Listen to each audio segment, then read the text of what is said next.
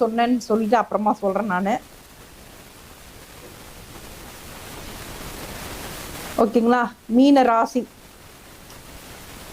அடினா அடி மேடம், அம்புட்டு அடி, அம்புட்டு அடி இருந்தா பரவாயில்ல, அம்புட்டும் அடி அப்படிங்கிறது வந்து யாருன்னு பாத்தீங்கன்னா இந்த மீன ராசி.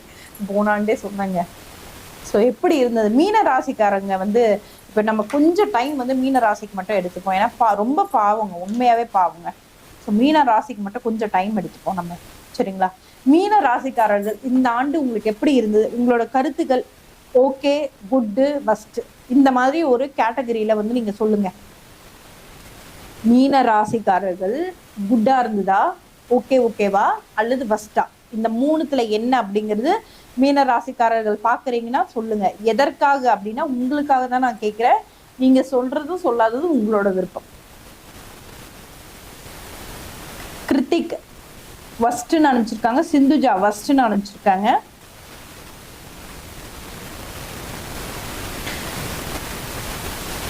டியூக், மிஸ்டர் டியூக் ரைடர் அப்படின்னு போட்டிருக்கீங்க. இங்க என்ன அப்படிங்கறத வந்து புரிஞ்சுக்கோங்க.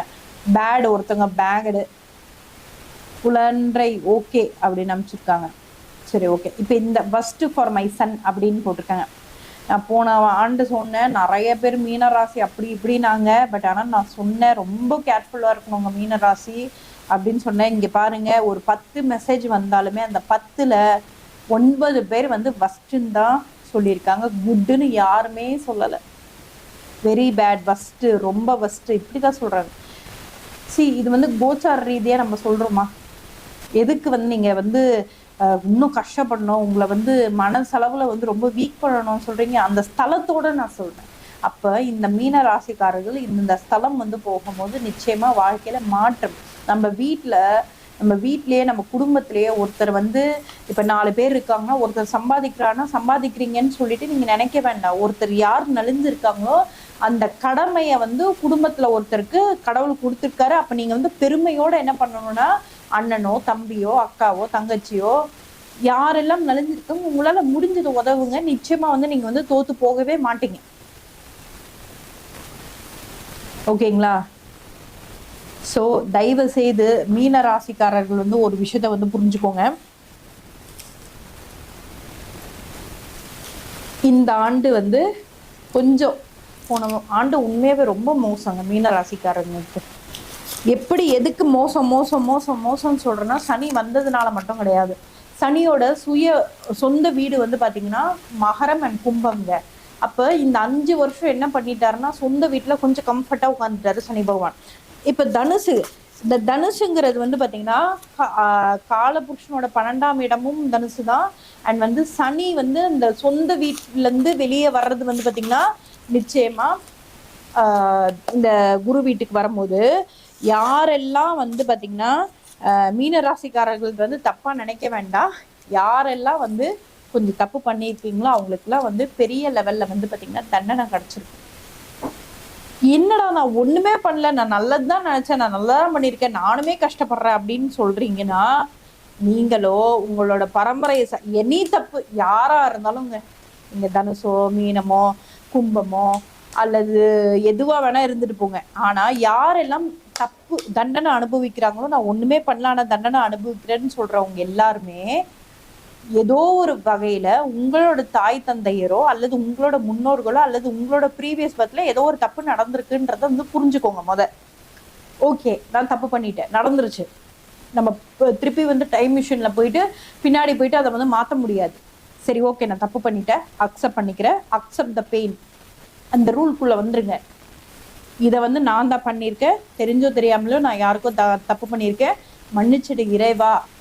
மனசு நீங்க எந்த பரிகாரம் பண்ண வேணாம், ஃபர்ஸ்ட் நீங்க ரியலைஸ் பண்ணாலே போதும், கடவுள் இம்மீடியட்டா உங்களுக்கு ஒரு நல்ல விஷயத்த கொடுக்க ஆரம்பிச்சிடுவார். ஓகேங்களா? ஸோ இந்த சனி பகவான் என்ன பண்றாரு, ஃபுல் ஃபிளெட்ஜோட இந்த குரு வீட்டுக்கு வந்தோடனே எல்லாரையுமே வந்து போட்டு தள்ளுறதுக்காக ரெடியா இருக்காரு. அதுதான் வந்து இந்த மீன ராசியில இருக்க சனி பகவான் 2.5 வருஷம். ஸோ மேக்ஸிமம் முடிஞ்சிருச்சு. இந்த ஆண்டு நீங்கள் கொஞ்சம் தப்பிச்சிட்டிங்கன்னு தான் சொல்லலாம். போன ஆண்டெல்லாம் ரொம்ப மோசமாக இருந்தது. இப்போ நான் சில ஸ்தலங்கள் சொல்கிறேன், அந்த ஸ்தலம் போயிட்டு வாங்க. 100% வந்து மாற்றம் உங்களுக்கு தெரியும். சரிங்களா? 100% உங்களுக்கு மாற்றம் தெரியும்.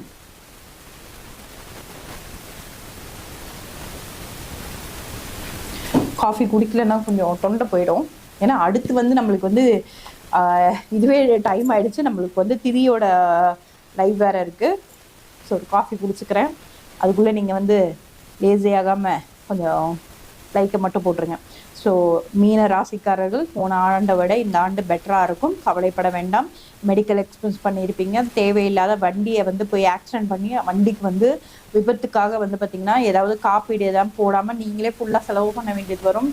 சின்ன ஒரு சிராய்ப்பாக தான் இருக்கும், ஆனால் வந்து அது ரொம்ப நாளாக வந்து அந்த சிராய்ப்பெல்லாம் வந்து ரொம்ப நாளாக அந்த பெயின் வந்து தாங்கிட்டு இருந்திருப்பீங்க. ஸோ இதெல்லாம் முடிஞ்சிருச்சு. இந்த ஆண்டு வந்து கொஞ்சம் பெட்டராக இருக்கும். நான் சில ஸ்தலம் போகிறேன், 100% வந்து போயிட்டு வாங்க.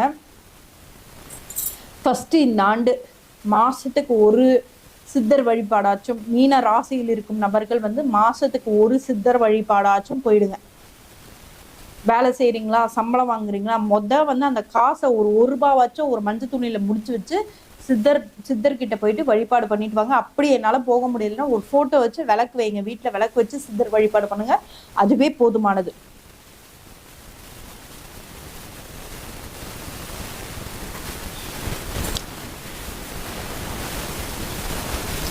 தீபக் கிளாசிக், நீங்க குட் பர்சன் தான், பட் நீங்க ப்ரீவியஸ் பர்த்ல என்ன பண்ணீங்கன்னு தெரியாது இல்லையா? நான் உங்களோட பேட் பர்சன்னே சொல்லலை, எதேர்ச்சியா நம்ம தெரிஞ்சோ தெரியாமலோ சில கர்மாக்கள் பண்ணி இருந்ததுனால தான் நம்மளுக்கு மனித பிறவியே. முதல் அதை புரிஞ்சுக்கோங்க, இல்லைன்னா நம்ம மனுஷனா பிறந்திருக்கவே மாட்டோம். ஓகேங்களா? ஸோ ஏதோ தெரிஞ்சோ தெரியாமலோ நிறைய பேர் வந்து பாத்தீங்கன்னா வார்த்தை வந்து பாத்தீங்கன்னா நிறைய விட்டுருவாங்க. ஆமா, முடிவு மீன். நிறைய பேர் வந்து பாத்தீங்கன்னா வார்த்தை வந்து ரொம்ப விட்டுருவாங்க, சின்ன சின்ன மனசு கடுமையா பேசிடுவாங்க. இவங்க நல்லவங்களா தான் இருந்துப்பாங்க, மீன்ஸ் நல்லவங்கன்னா தெரியாம மேபி மிஸ் அண்டர்ஸ்டாண்ட் பண்ணியிருப்பாங்க. ஆனா இவங்க பேசினது வந்து பாத்தீங்கன்னா இவங்க போய் தனியா போய் லிட்ரலி பயங்கரமா அழுவாங்க. ஒருத்தவங்க கையில காசு இல்லாம கூட இருந்துடலாங்க. இந்த அவமானப்படுத்துறதோட கொடுமை இருக்கு பாத்தீங்களா, ரொம்ப மோசமான விளைவை தரக்கூடியதுங்க. நிறைய பேர் வந்து பாத்தீங்கன்னா இப்ப 2 வீலர்லாம் போறோம், கார்ல போறோம், கார் கண்ணாடி இறக்கிட்டு அப்படி சரமாரியா திட்டிட்டு போறாங்க, வண்டியில திட்டிட்டு போறாங்க, சண்டை போடுறாங்க, வண்டியை நிறுத்தி சொன்னா. அதெல்லாம் பண்ணாதீங்க மக்களை, தயவு செய்து பண்ணாதீங்க. ஒவ்வொரு கர்மாவும் நம்ம வந்து செவுத்துல அடிச்ச பந்து மாதிரி நம்மள வந்து கண்டிப்பா தாக்கும். அவன் மேலேயே தப்பு இருக்கட்டும், விட்டு கொடுத்து போங்க.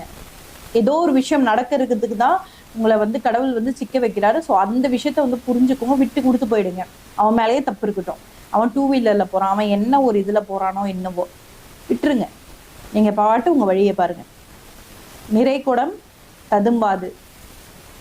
நம்ம வந்து என்னதான் வந்து கோபம் இருந்தாலும் ஒரு சிலரோட வார்த்தைகள்ல வாயில சில வார்த்தைகள் வராது.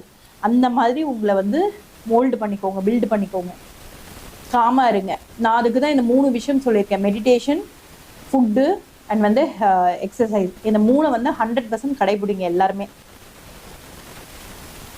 ஓகேங்களா? மீன ராசிக்காரர்கள் முதல் போக வேண்டியது மாதம் கண்டிப்பா ஏதாவது ஒரு சித்தர்கள் வழிபாடு, சித்தர் சமாதி வந்து போறது, இந்த மாதிரி வந்து பண்ணுங்க. ஸ்தலம் வந்து மீன ராசிக்காரர்கள் போக வேண்டிய ஸ்தலம்னு பாத்தீங்கன்னா 6 படை வீடுல வந்து பாத்தீங்கன்னா உங்களுக்கு உகந்தது எந்த வீடோ, 6 படை வீடுல எந்த வீடோ அது வந்து வழிபடுறது மிக மிக அற்புதமான மாற்றத்தை தரும். எஸ்பெஷலி வந்து நீங்க சொன்னீங்கன்னா திருத்தணி முருகர் ஸ்தலம், திருத்தணி கோவிலுக்கு போயிட்டு வர்றது பெரிய மாற்றத்தை கொடுக்கும். மீன ராசியில் பிறந்தவர்கள் திருத்தணி ஒரு முறையாச்சும் இந்த ஆண்டு போயிட்டு வந்துருங்க. திருத்தணி ஸ்தலம் 6 படையில எந்த கோவில் வேணா போலாம், திருத்தணி போறது மிக அற்புதமான மாற்றத்தை தரும்.